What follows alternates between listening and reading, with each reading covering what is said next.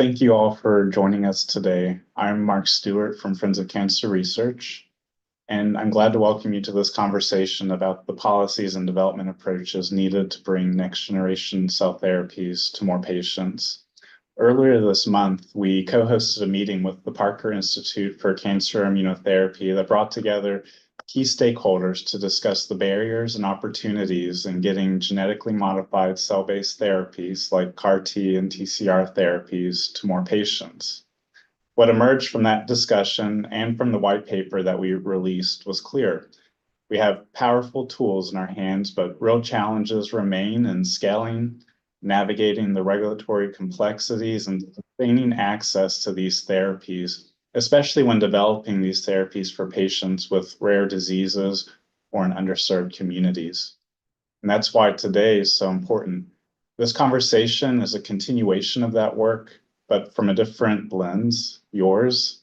Advocates bring not just urgency, but clarity to these challenges. And our goal is to hear your perspective and share some of the ideas raised on May 9th with several experts that we've brought together to discuss how regulatory flexibility can maintain safety while enabling innovation, what new manufacturing models like decentralized or point-of-care manufacturing could mean for real-world access, and how can we create sustainable pathways so that promising therapies aren't shelved just because of barriers in the way.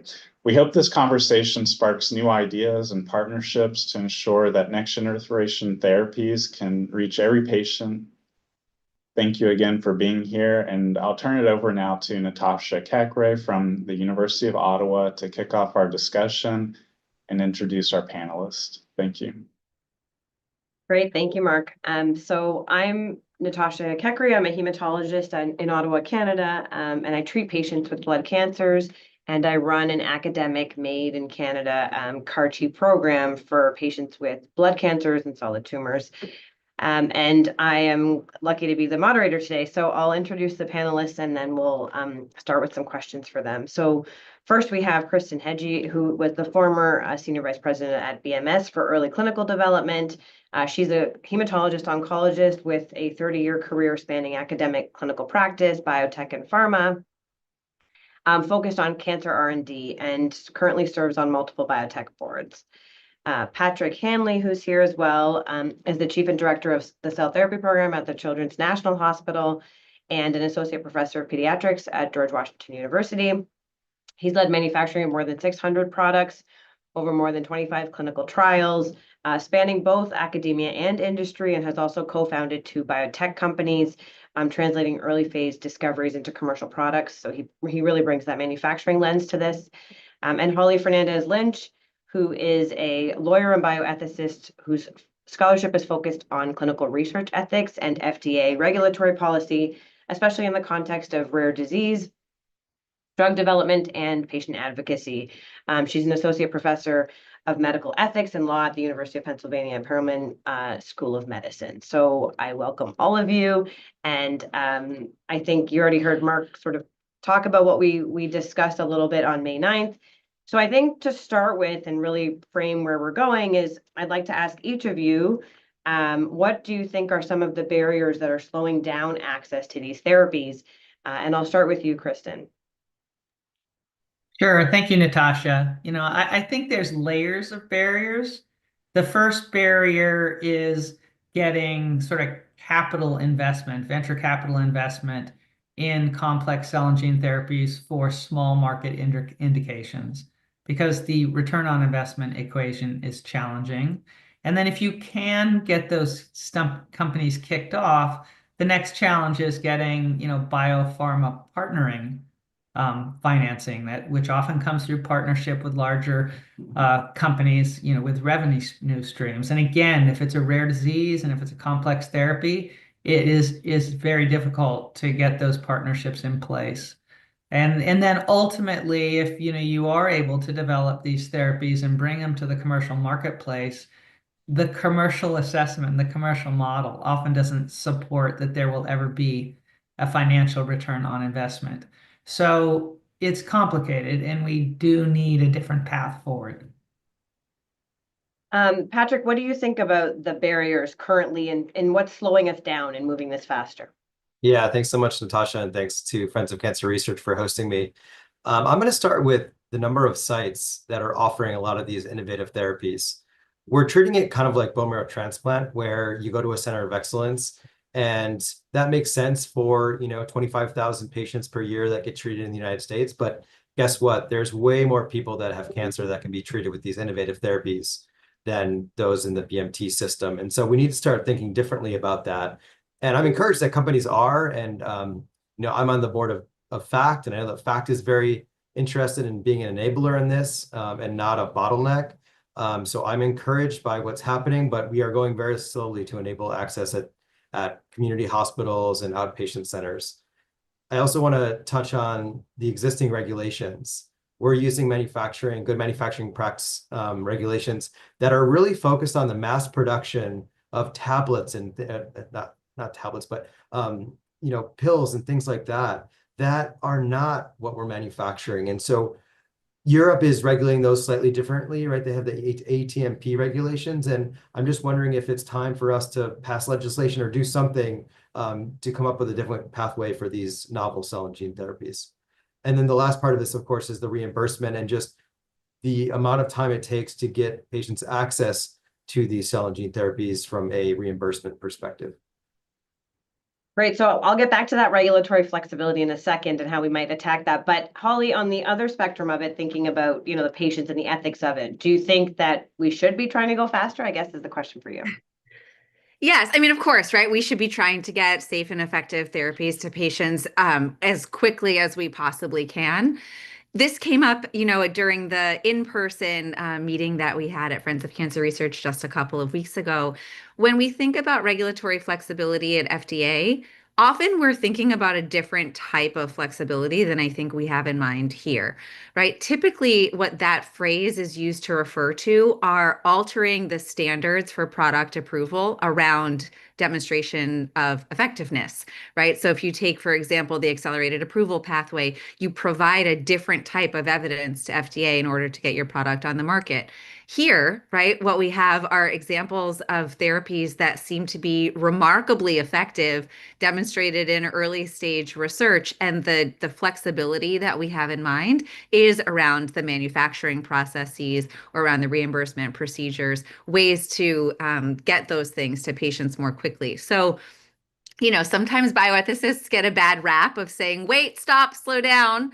Of course, not without good reason, right? So if we have products that are very clearly beneficial to patients, and it's things like, manufacturing requirements that are not fit for purpose, or, payer approaches that are not fit for purpose, we obviously need to find ways to break down those barriers for sure.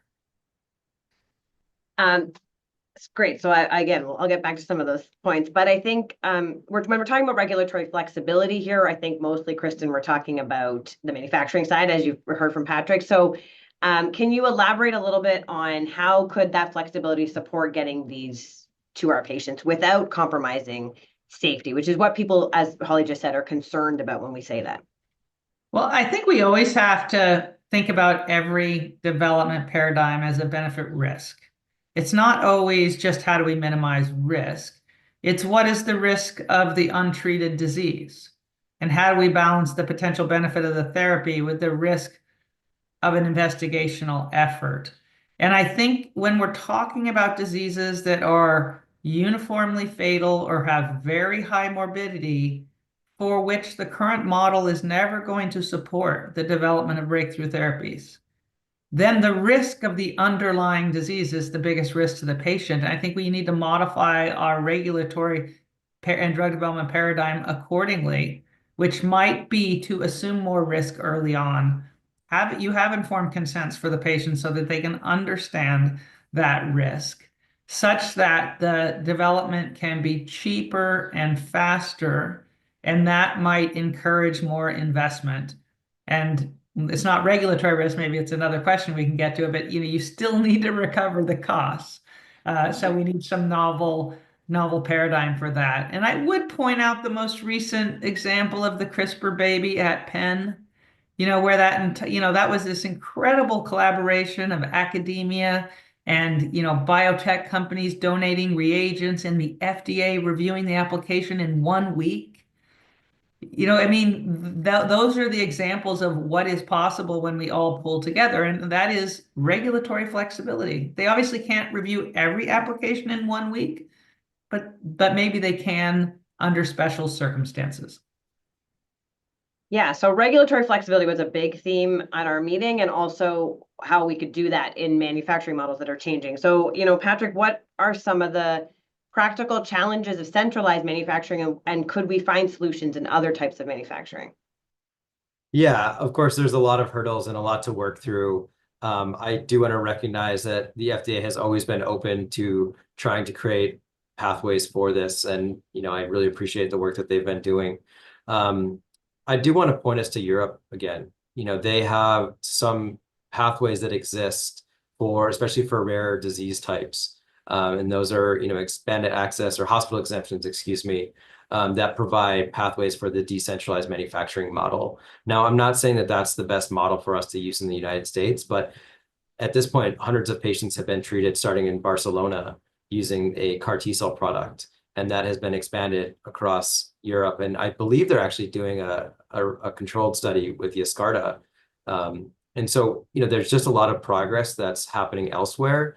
And it would be great if we could look and say, how can we do this in the United States? And again, I think that this is certainly on FDA's radar. And I also want to put it back to the companies and say, we will never have a different way to do this if people don't ask questions and propose things to the FDA, provide justification on why it would be safe to do that. And we're seeing that now. Carrying Cross is coming up with a decentralized manufacturing model. You have Galapagos doing something similar, and I think there's other companies that I'm not mentioning. So I think we're starting to see this wave of decentralized manufacturing, which would be a different model. Now, there's significant hurdles that exist, right, including the manufacturing regulations and why you think a decentralized model will be more cost effective than a centralized model. Like, I think that still needs to be worked through. But I've said this before, and I'll say it again, there are cord blood units that are licensed by the FDA, and those regulations, I would think, are different than what others have had to go through. Now, there is probably a happy medium there. I'm not saying that these complex CAR T cells should be licensed similar to the cord blood units, but I'm just saying there is a model that we could potentially use. Yeah, and I mean, Spain has treated over 500 patients outside of clinical trial with great safety data comparable to what we've seen. So why can't we learn from those models? I totally agree. Canada, we're trying to do the same thing. To Kristen's point, I think this also makes it more nimble. I think there's a less investment in this academic decentralized systems than there would have to be in building a facility for centralized manufacturing. And so that return on investment also might look a little more palatable. Changes in manufacturing, changes in innovation, maybe a little more palatable too. So I agree, there's probably lots of ways these decentralized or novel methods could help us. So I want to take it to the other side of it, Kristen. We've talked about early phase getting these to the clinic, but many of these therapies we developed in these late stage cancers, we've talked about how it's hard to get them across the finish line for return on investment. Do you think that the solutions are there in terms of, you talked about, I don't want to get really into the costing, but the investment and the collaboration part of it a bit more. Could you comment on how you think that could evolve to be better focused on getting it, past late stage diseases, maybe into earlier lines of care and things like that, where it might be more patients? Yeah, no, absolutely. First, though, I wanted to make one comment on the decentralized manufacturing. I think it depends on what problem we're trying to solve. If you have companies with commercial cell therapy products with centralized manufacturing, and it's about, how many advanced treatment centers can you open to deliver those products as broadly as possible, I'm not convinced in that model that decentralized manufacturing offers great advantages. The shipping on either end is just 2 days. And the way you're going to get more access to more patients is opening up more advanced treatment centers. I think where the decentralized model might really play an important role is in those diseases that the current biopharma model will never develop products for. And is there a way now to do decentralized manufacturing in academic medical centers to develop these more boutique products for rare diseases? So that's just a comment I wanted to make about decentralized? And then, is there another path forward? And we commented, and it's not all advanced cancer. Some advanced cancers have very sizable patient populations, which are of great interest to venture capitalists and biotechs and pharma. But some other cancer indications are decidedly rare, and it's much harder to attract interest in developing cell and gene therapies in those indications. So how might we capitalize on a different model?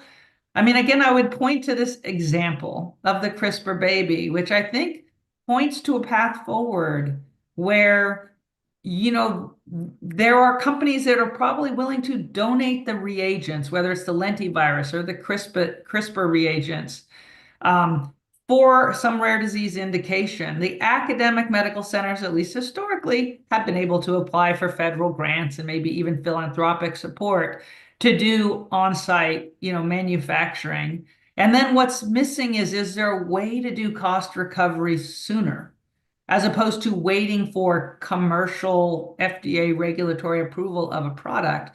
And I see a model, why not? Like, take, for example, the CRISPR baby that just needs one piece of DNA edited. Well, the next baby with a similar disease that needs a similar edit, why not give that product accelerated approval before you've even treated the patient? And use that to drive a return on investment where the payers pay. Granted, this is not going to break the bank of an insurance company. These are rare diseases. They're never going to affect their bottom line, like hypertension and diabetes. So I do think we can come up with novel regulatory and reimbursement strategies that would enable decentralized manufacturing for all these diseases, where right now that drug development won't happen at all unless we come up with a new model. Can I jump in real quick, Natasha? Yeah, of First, course. I could not agree more. I think that was such an eloquent way of saying that, and I respect so much, all that you've done for this field. I think that if we could do that for rare diseases, that would, I guess, let me rephrase that. That would be the biggest, most important thing that we could do for this field right now, because we would address patient access and also hopefully create a model that could work for rare diseases. And then it would create a tension with the centralized manufacturing and could potentially drive down costs, because right now the costs are not reflecting what it costs to make those drugs. It's what the market will bear. And if there's more competition and tension, I think we'll find a nice middle ground that benefits patients and the companies. That's great. I was going to ask about cost, but I think you touched on that there is potential cost savings to be made here if we can think of innovative ways to do it. Bringing it back to the patients, we've talked a little bit about these manufacturing streams, and I guess I'll bring it to Holly maybe, and even Patrick, in terms of these decentralized models. Do we think that that's going to help patients in terms of the wait times and the travel burdens that they face? We know that it is often a travel burden to bring you and maybe your caregiver or loved one with you to get this complex therapy while you're already very sick. And we know that it's, of course, expensive. So do we think that these new models of care are going to fix that problem? Is that realistic? I'm going to have Patrick take that question about, decentralized models and how quickly we can get things to patients. But I'll just kind of backtrack a little bit onto the prior question, right? So we have an example. I'm at Penn. This baby was a CHOP Penn, kind of collaboration. I didn't have anything to do with it, other than being, jaw on the floor, impressed by what they were able to accomplish for this baby and this family. But I think Kristen puts it really nicely to say, like, look what we can accomplish when everybody collaborates together, right? FDA was willing to get on board. Really favorable editorial from Peter Marks, who's unfortunately no longer at FDA, following up on the publication of that paper reporting what happened with that baby, basically saying, like, let's make better use of the platform model in order to get these products to patients more quickly. We had, as Kristen mentioned, lots of collaborators jumping in to say, we'll provide this at cost. We'll do, we'll bend over backwards. We'll burn the midnight oil, right? It's amazing what they were able to accomplish in such a short period of time. The question, I think, is now not can it be done, but how can it be done sustainably, right? Like they've shown it can be done. And what would make something like that sustainable? It is, right? Cost recovery. But there's no reason necessarily to suggest that we need to modify FDA approval standards in order to do that, right? So again, when we've been talking about regulatory flexibility in the past, it's when we've been asking FDA to kind of like look the other way when there's not great evidence to support a product. When you've got great evidence to support a product and they have pathways that are very easily accessible, it's just a matter of whether there's going to be commercial interest to move things beyond showing that the product works to show that it can be manufactured consistently. And that's why I think this webinar and the previous session that we have are so important. There's so much less attention to the manufacturing piece of the regulatory model. And what I think all of these examples are showing is that we now have to transition our attention to make sure that those manufacturing pathways are as flexible as some of the existing approval pathways. But that wasn't your question at all. I want Patrick to answer the question specific to, speeding things up for patient access. No, I think that was a great comment. So thank you for sharing that. And by all means, it should be a dialogue. To answer your question, Natasha, I think we have to make a couple of assumptions first. So one, let's just say that what Kristen said, we all agree with that it needs to be done for, say, rare diseases. The second is that the sites have access to manufacture these, right, in a safe and effective way, which is also a hurdle right now. There's not that many. It's growing. But let's say that we're focusing on something like pediatric brain tumors, where there's not an approved product, it's a rare disease.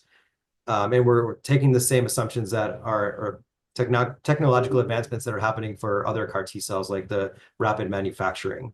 That's an example where it would be a game changer, because you can do a 2-day manufacturing. Hopefully you can work to do a rapid release and infuse that patient in only a couple of days. And that, therefore, the patient doesn't have to travel back and forth. There's no 19-day wait period. And I think that would make a big difference, because one of the things that we're struggling with as a cell therapy program is the influx of approved cell and gene therapies. It's great for patients, but it's early days and we're still working out the logistics, to the point where you're having allogeneic therapies approved and they require multiple cycles, but they want to ship the doses one by one.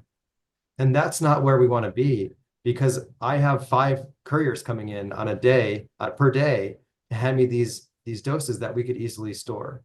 So, there's just a lot of logistical complications that we're struggling with as we scale these therapies and have more and more of them.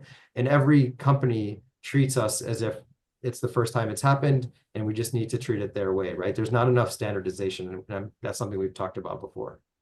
Yeah. So I wanted to address, that right now the challenges for patient access, and let's talk about the approved CAR T cell therapies. I mean, right now you have several approved CD19 CAR T cell therapies that have decidedly shown in randomized trials that they are better than autologous stem cell transplant, better overall survival, level 1 data. Still only 1 in 5 eligible patients is getting a CD19 CAR T product instead of transplant. Why is that? Partly there are limited numbers of advanced treatment centers, but another big component is, in order to manage the toxicities in those patients, it's currently required that they come to the advanced treatment center and stay close by with a caregiver for 30 days. The bigger impediment isn't manufacturing. You can manufacture and deliver those products to the patients. It's these other challenges. Now, those are addressable problems. Partly it's negotiating with the FDA to remove some of the stringency of those monitoring requirements as physicians gain experience managing these toxicities. And the second is opening more advanced treatment centers, bringing them to the communities, training those physicians on managing the toxicities of a CAR T cell patient. If you can do that, you can get from hopefully the 20% eligible patients not currently accessing to, let's call it 80%, get from the 20 to the 80. That has nothing to do with the manufacturing. That's just training the treating physicians and opening more centers who are able to receive these frozen products and to manage the patients. UPenn has done that, right? I don't know, Holly, if you're familiar with it, but I think they've helped to train Lancaster Hospital to be able to deliver these CAR T cells safely, the commercial CAR T cells. And so hopefully that's a model that we can replicate. And I would say, this is what pharma is really good at. The pharma companies with approved products who realize that 80% of their target patient population are not accessing these therapies, they're keenly motivated to bring them to the more sophisticated community hospitals. Not every community hospital is ever going to either be able to manufacture this product or manage the toxicities in the patients. I mean, we have to be realistic. But there are a lot more hospitals and physicians that can be trained both to receive and handle and administer the product and treat the patient. And that is happening. That's like a win-win. More patients get the therapy, the pharmaceutical company has a bigger return on investment. So I think we've talked about lots of potential ways to find solutions. I think the big one I want to focus on is the collaboration and sharing of information. And to do that and to make this a viable pathway include one of the biggest stakeholders, which is our patients and people with lived experience. And so I think we've all sort of talked about that. That's a huge voice that needs to be part of this conversation, talking about logistics, talking about travel, wait times. And I think that's why groups like Friends of Cancer Research are doing these things and bringing patients to the table with us to have these conversations and get their perspectives. So I would really encourage everyone on the call. I think those are important voices and they can drive policy change, and it's really important that we hear from you. So please put comments into the chat. So I'll pick up actually on the last thing that Kristen was just talking about in terms of training physicians. One of the questions brought up was looking at rural communities and how, rural communities, patients should have access to clinical trials, much like they do in urban communities. And that would also provide more diversity in these trials. Why don't we collaborate to establish high quality networks for these rural areas so that community physicians can act as investigators? So Kristen, could I get you to comment on that first? Yeah, I mean, I do think that is happening more and more. There are some very sophisticated community practices now that have huge networks of hospitals that, are beginning to dive into this area because they see that the practice of medicine is changing. And it will take time for those hospitals to build the infrastructure required to handle these products and to train the healthcare providers on the managing of the toxicities. But I do think that is coming, such that every patient who's a candidate won't be too far, let's say less than 100 miles from a center that could administer this product with physicians and nurses trained to support the patients.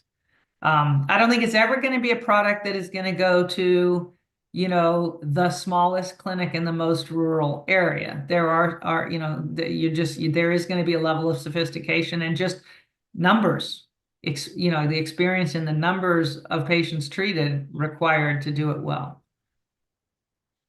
Yeah, and I think there's so many other logistics people don't think of. On the randomized trials, for example, my patients who were in rural communities for the standard of care, chemo and auto transplants, couldn't come on trial because their physicians weren't trained under CAR-T, but they didn't need to be because I would provide the CAR-T if they got randomized to CAR-T. So we had to build creative solutions to get our patients who were outside of our Ottawa catchment area access to the trials. And I think, again, it was more about advocacy and communication than anything to build that solution.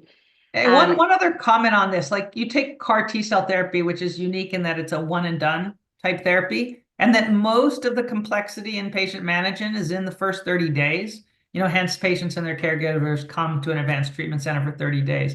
But you can imagine clinical trials where after the 30 days, the follow-up could be done mostly by telemed from their local oncologist's office, so that there should be a way, especially for a therapy like CAR-T is so front-loaded.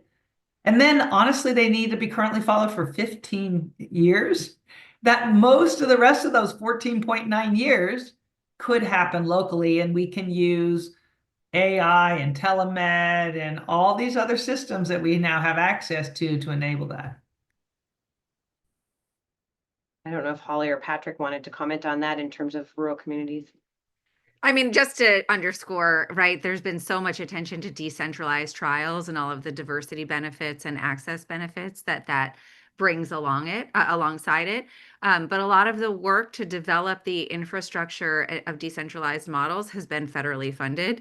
And that is in serious jeopardy right now. And so we shouldn't skate past the importance of building infrastructure as a government responsibility. And yeah, we just need to kind of keep our eyes on the prize in that regard. And then, yes, of course, like wise use of telemedicine, to do the things that it can do well, we should be taking advantage of.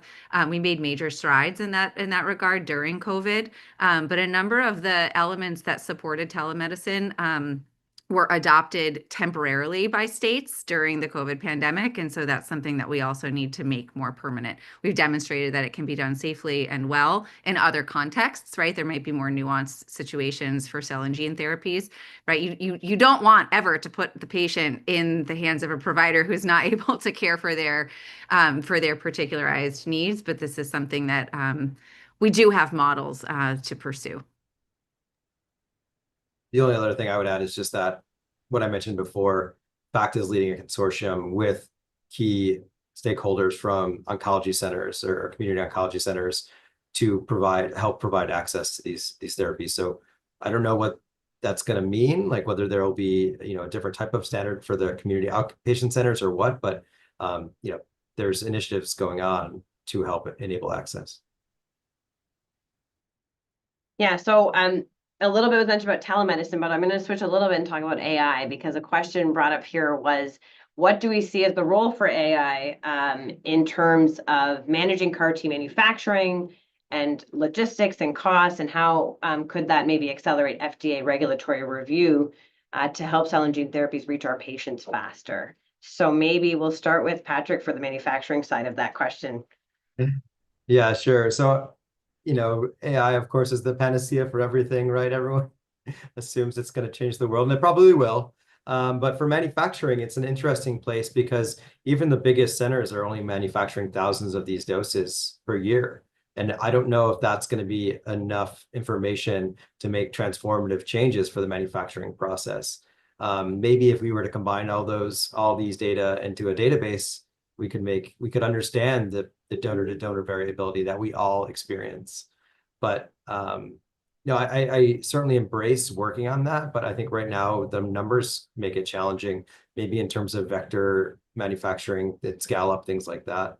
By the way, I think I saw that the FDA just reviewed an IND using AI for the first time. So hopefully that is something that we're going to hear more of.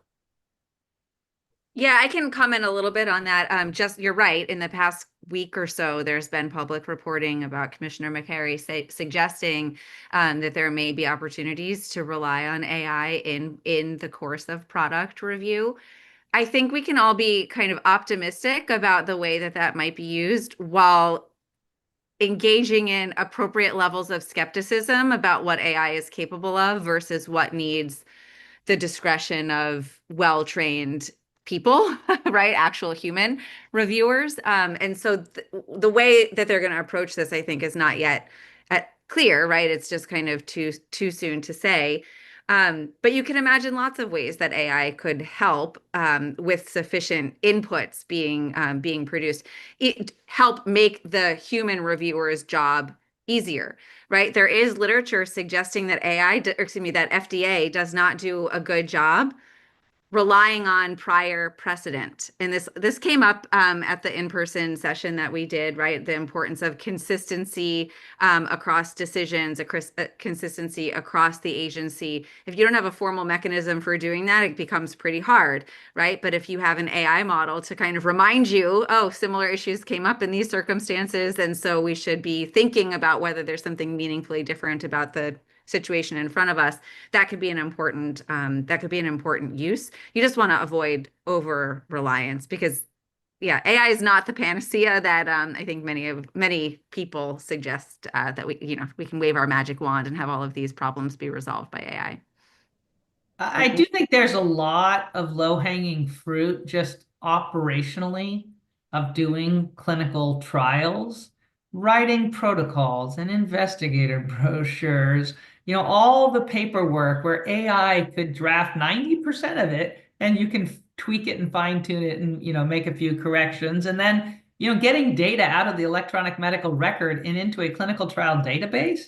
I mean, we're still in the dark ages using like college graduates, with one class on medical terminology, like trying to transfer that data into a database. AI is made for that kind of thing. And then what's happening right now is when you have products that look very compelling and you really don't believe you need a randomized controlled trial to prove the safety and efficacy, you can do this real world evidence generation by creating digital twins of the patient. Find a patient in the real world that matches on 100 variables with the patient you just treated, and how did that patient do with standard of care compared to the patient with your investigational therapy. And to just build the evidence without running a $300 million 3-year trial to prove beyond a reasonable doubt that your product is reasonably safe and effective. So I do think there's lots of ways that we can just make the whole cost of drug development faster and cheaper,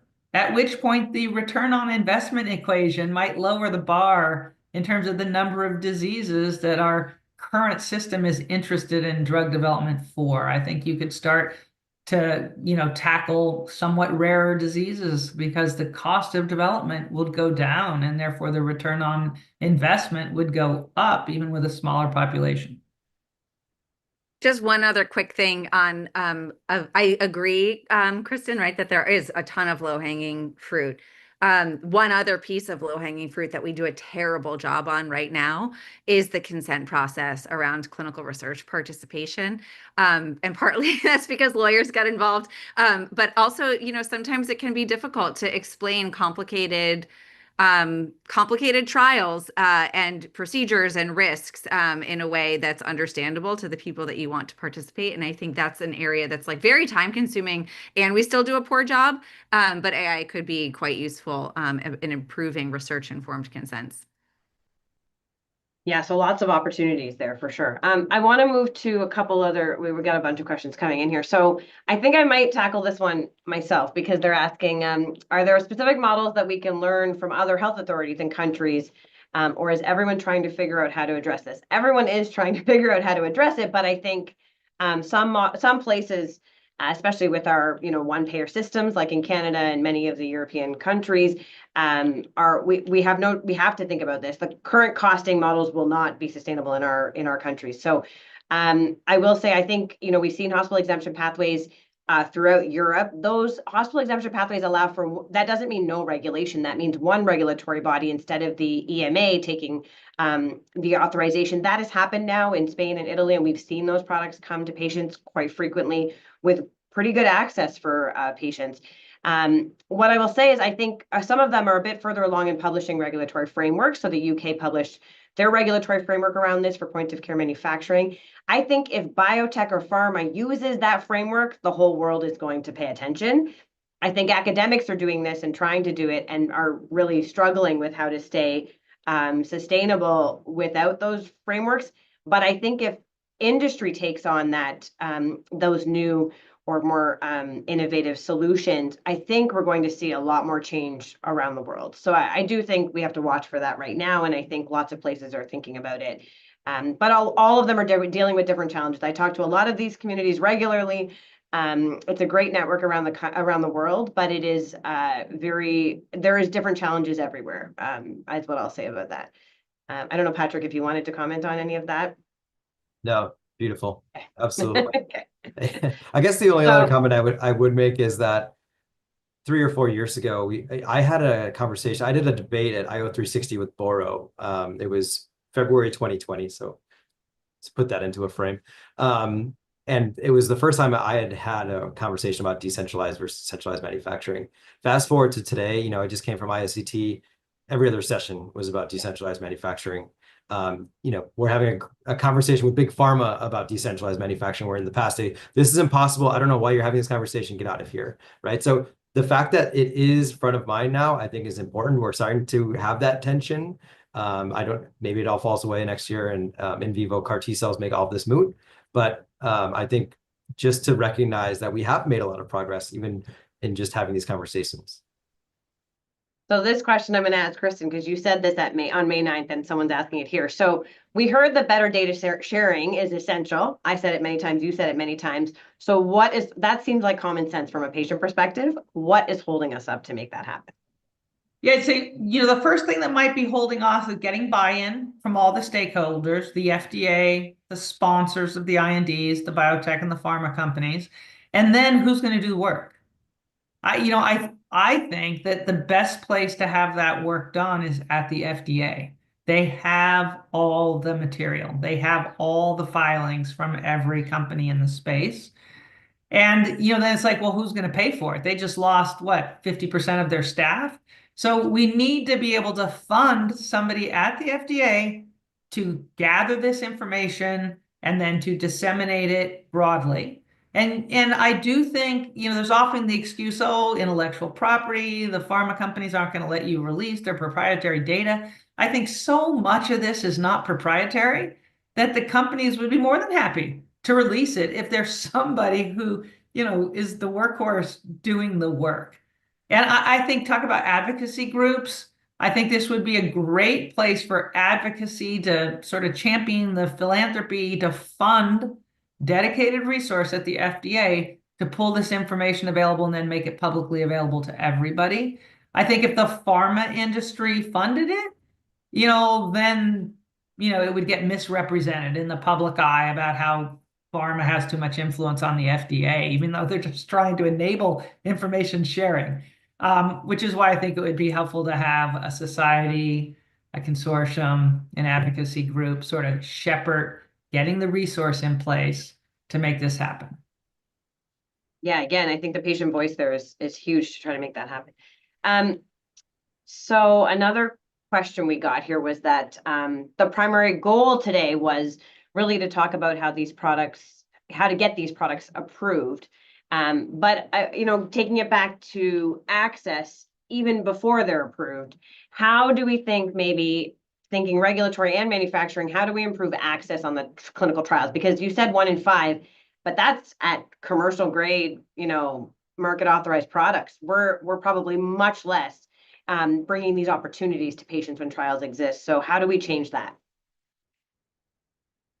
I don't know who to ask. Maybe we'll start with Kristen and we'll see where we go. Sure. You say, many of these very complex cell and gene therapy trials are run at very sophisticated academic medical centers. And then if we're just honest with ourselves, the early phase trials don't have that many patients in them. They have staggers. You can only enroll 1 patient a month. So there's never going to be great access to early phase clinical trials. There's better access to late stage, larger, multi-100 patient, usually randomized phase 3 trials. And enabling better access there would be enabling, more trial sites that are not at these premier academic institutions. That is also happening. And as those community practices composed of 50 or 60 hospitals get up to speed on delivering cell therapy, perhaps, through the commercial products, then they will be better able to participate in the clinical trials because they will have the infrastructure, they will have the trained healthcare providers to manage the patients. So I think that is coming. But the greatest access, of course, is once a product is approved and you don't have to meet all the trial eligibility and you don't have to travel to a clinical trial center to access it. The only thing I would add is that I've seen over the years more and more community advisory boards or patient advisory boards on clinical trials or large grants. And I think that's a great opportunity to spread the word through those different patient advocacy groups or societies or foundations. Because oftentimes, I know Tom Whitehead says this all the time, patients come to him because they need access, and then he uses his network to try and find it. And the Emily Whitehead Foundation now does that. So I think including those groups as a part of the clinical trial design and just as an advisory group would be helpful. One last comment, how do patients know where the clinical trials are, and how do they know if there might be a slot open? For example, with CAR T trials, there are manufacturing slots allocated to different sites, and they try to find a patient for the slot. So you could imagine AI or other tools that just make it very clear across the United States or even across the world which site has a slot in a clinical trial that the average patient, whether they're in rural America, can just look up, and then they can figure out whether it's feasible for them to try to travel to the site that has a slot. But we do have, I think, the sobering statistic right now in cancer clinical trials is only 4% of cancer patients are treated on clinical trials. You know, we could do a much better job of increasing awareness of clinical trial opportunities so that patients can participate in clinical trials if it makes sense for them. Yeah, I mean, I don't want to spend too much more time on this, but to use, Kristen's phrase from before, there's just so much low-hanging fruit. We do a terrible job bringing trials to patients, bringing patients to trials in this setting and kind of across the board. You have to know what trial you might be eligible for. You have to know who to contact. Ideally, your, clinical care provider can help you with that, but that means they need to know what trials you might be eligible to participate in. And then you need to deal with the burden of being in a trial, right? Which might require that you travel to the site for an extended period of time. Maybe you have to stay there. Maybe you have to deal with childcare. You have to deal with time off from work. Maybe a partner has to deal with time off from work. And these are not insurmountable problems. Some of them cost money, right? But all of this is going to cost money. And I think, the faster we get people into these studies who want to participate, the faster we'll get answers, the faster we'll get through FDA approval processes to get to that cost recovery point where they can be made more accessible to everybody. Yeah, and I think, again, to talk about that low-hanging fruit, there are things being done, right? Baylor sends out kits to patients to send blood to see if they're eligible before they have to travel and go through the devastating fact of coming to a center only to find out they're not eligible for the product or for the trial they're looking at.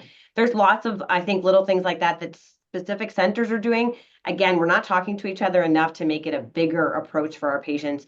And again, patient advocacy groups and a lot of these, like the Leukemia Lymphoma Society, for example, has these patient clinical trial navigators to help patients with this overwhelming amount of information that we now get through the internet. So I think there's so much more we can do from a patient-centered focus, a manufacturing focus, a center focus that we can change over time.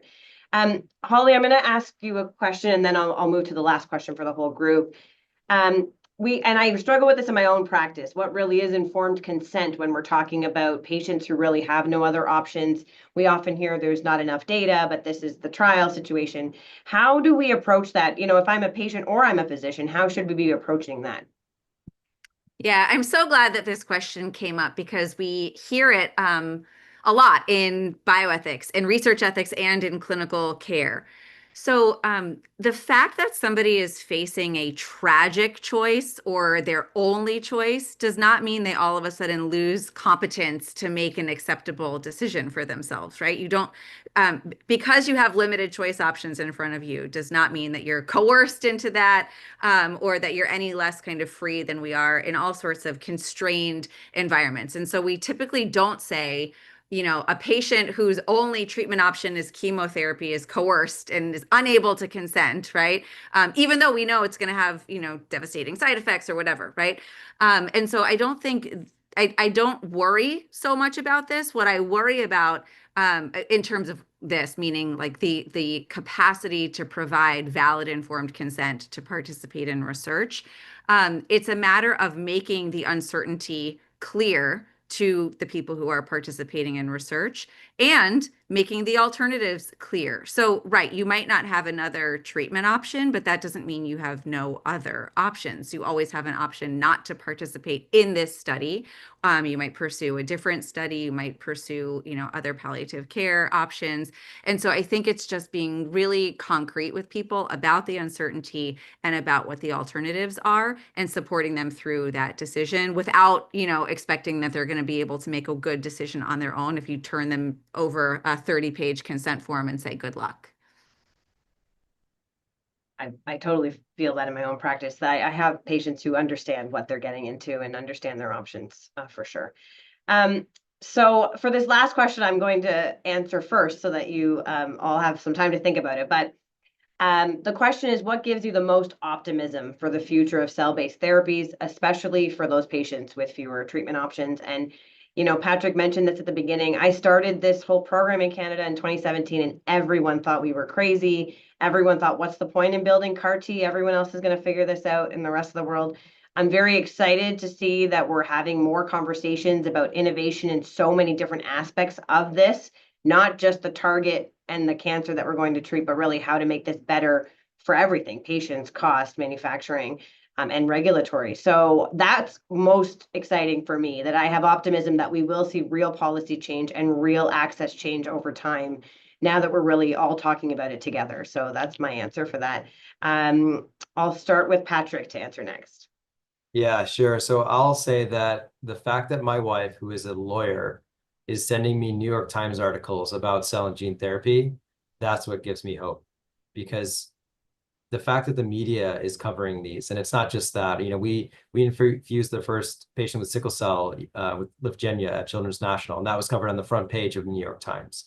The fact that these continue to be covered shows that people are excited about these. And we have a lot of stuff to work through, don't get me wrong, but I think we are really fortunate to work in this field because we can deliver these novel therapies to patients. And so that's why I'm very encouraged. Holly? Yeah, I mean, it's hard to disagree with any of what Patrick said. I mean, I'm most optimistic about the science, right? I mean, this science is normally the hardest nut to crack, and here, right, we have the ability to understand, the disease process, intervene in that disease process, and make people better. And our challenge is figuring out how to manufacture it at scale, how to get regulators on board, and how to pay for it. And those are people-based problems, right? Those aren't like wonders of the universe problems. And so we can figure those problems out. So that's where my optimism comes in. All right, Kristen, the last word. Yeah, I'd say a little bit drafting on the group.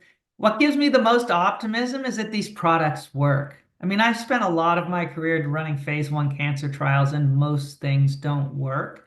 So when things work, and when they work so well that it's obvious in a phase 1 trial that you're on to something, then that drives the innovation and the creative problem solving for everything else, whether it's the engineers building automated or decentralized systems, whether it's working with the regulators for the appropriate flexibility or finding new payer models. There's nothing like the feeling you get when you treat a baby who's going to die of cancer and they're cured. That makes the front page of the New York Times, and it drives incredible investment and energy in a field. So we have something that works. It works when you're engineering T cells. It works when you're editing the genome. So, that will hopefully drive the excitement amongst not just scientists, but the community at large. And, I think we've all learned you don't really capture hearts and minds with science anymore. You capture hearts and minds with incredible breakthrough clinical results in desperately ill people, especially if they're babies. And that sort of drives the energy to solve all these other problems. So that's why I am optimistic. You got to be optimistic about things that work, and then just roll up your sleeves and tackle, the series of problems and hurdles that are slowing you down. Well, I couldn't have said it better, Kristen, so I'll leave it at that. I think there's lots of excitement, and I'll hand it, and I'll thank the panelists, but I'll hand it back to Mark to close up. Thank you, Natasha and Kristen, Holly, and Patrick. Incredible conversation, and thanks to all of you for joining us today. This discussion reinforces that realizing the promise of cell-based therapies not only requires scientific and regulatory innovation, but I think, as Holly said, involves people and creative minds to really come together to make this a reality. And so insights from conversations like this, I think, really help shape smarter policies, push for more representative access, and ensure that everyone's voice, particularly patients, stay at the center of these conversations and decisions. And so we look forward to keeping this dialogue going and working together to make these therapies and proposals a reality. And so thanks again, and we hope to see you at a future event.